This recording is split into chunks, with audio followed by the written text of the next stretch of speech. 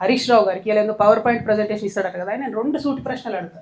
మీరు ఆ 2 ప్రశ్నలకు జవాబు చెప్పి తర్వాత మీరు పవర్ పాయింట్ ప్రజెంటేషన్ ఏంటి ఏమని ఇవ్వండి. ఒకటి స్పష్టంగా అడుగుతా ఉన్నా నేను, కృష్ణా వాటర్ రివర్ మేనేజ్మెంట్ బోర్డులో తెలంగాణ తరఫున 2016లో హరీష్ రావు గారు ఇరిగేషన్ మంత్రిగా ఉన్నప్పుడు మన పంపకాలలో, కృష్ణా నది పంపకాలలో 3% శాతాన్ని తగ్గిస్తూ ఒప్పుకుంటూ ఆయన సంతకాలు పెట్టి, మామూలుగా ఆంధ్ర తెలంగాణ విడిపోయినప్పుడు ఏమైందంటే మనకు తెలంగాణకు 37%, ఆంధ్రాకు 63% కృష్ణా వాటర్ పంపకాలు జరగాలని ఒప్పందం అయింది. అది దేనికోసం అయింది ఒప్పందం, ఇది జాగ్రత్తగా వినాలి అందరూ కూడా. అప్పటికే కట్టి ఉన్న ప్రాజెక్టుల మీద, ఆల్రెడీ యూటిలైజ్ అవుతున్నటువంటి వాటర్ మీద, యాజ్ ఈజ్ వేర్ ఈజ్ అనే కండిషన్ మీద 37% తెలంగాణకు, 63% ఆంధ్రాకు నీటి పంపకాలు జరగాలని ఒప్పందం అయింది.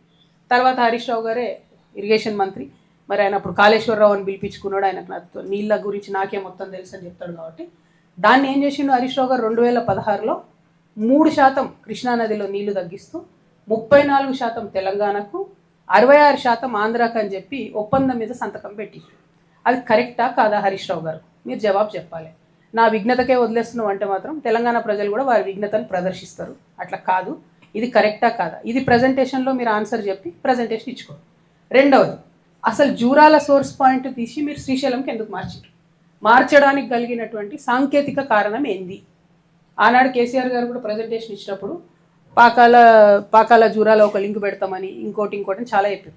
అవన్నీ జరగలేదు. 100 అనుకుంటాం, 100 కావు. పాలిటిక్స్లో అయినా, ప్రభుత్వంలో అయినా, ఇంట్లో అయినా, అది మాకు కూడా తెలుసు. కానీ అల్టిమేట్గా ఇప్పుడు జరిగింది ఏంది, జూరాల నుండి శ్రీశైలంకి సోర్స్ పాయింట్ మారింది. ఎందుకోసం మారింది నేను అలిగేషన్ చేస్తా ఉన్నా, కేవలం హరీష్ రావు గారి ధనదాహం కోసం మారింది. ఎక్కడైతే స్టార్టింగ్లో ఎల్లూరు అనేటటువంటి పంప్ హౌస్ ఉంటుందో ఆ pump house open pump house ఉండే, దాన్ని నేను అండర్ గ్రౌండ్ పంప్ హౌస్ చేయడంతో 1400 కోట్లకు ఎస్టిమేట్ పెరిగింది. దాంతో నష్టం ఏమైంది, ఆ పంప్ హౌస్ కింద ఉంటుంది, దాంట్లో ఒకటి వాటర్ పంపింగ్ కెపాసిటీ తగ్గింది, ఇంకోటి శ్రీశైలం డ్యామ్లోంచి మనం తక్కువ లెవెల్లో తీసుకోవాల్సినటువంటి వాటర్ 30 మీటర్ల ఎత్తుకు పెరిగింది.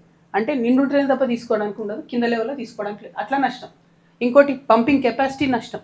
మూడవది అండర్ గ్రౌండ్ చేయడంతో అది వచ్చి కల్వకుర్తిలో ఉన్నటువంటి మోటార్లను కొడితే కల్వకుర్తి లిఫ్ట్ ఇరిగేషన్ ఇప్పటికి కూడా కేవలం 3 మోటార్లతోనే పనిచేస్తుంది. మొత్తం 10 ఏళ్లలో, తెలంగాణ వచ్చిన 10 ఏళ్లలో 3 మోటార్లతోనే కల్వకుర్తి పనిచేస్తే, ఇరిగేషన్ మంత్రిగా ఆయన 5 ఏళ్ళు ఉంటే రిపేర్ కూడా ఏపీలో ఇప్పటి వరకు. సో ఎందుకోసం ఈ మాట చెప్తా ఉన్నా అంటే, ఈ 2 ప్రశ్నలకు సమాధానం చెప్పి హరీష్ రావు గారు పవర్ పాయింట్ ప్రజెంటేషన్ పెట్టుకుంటారో ఏం పెట్టుకొని, కాకపోతే ఇది అసెంబ్లీలో చెప్పే అవకాశాన్ని వదిలిపెట్టి వచ్చి కూర్చొని పార్టీ ఆఫీస్లో చెప్పడం అన్నది మాత్రం కేవలం ప్రజల్ని మభ్యపెట్టడం, ఇది కరెక్ట్ కాదు.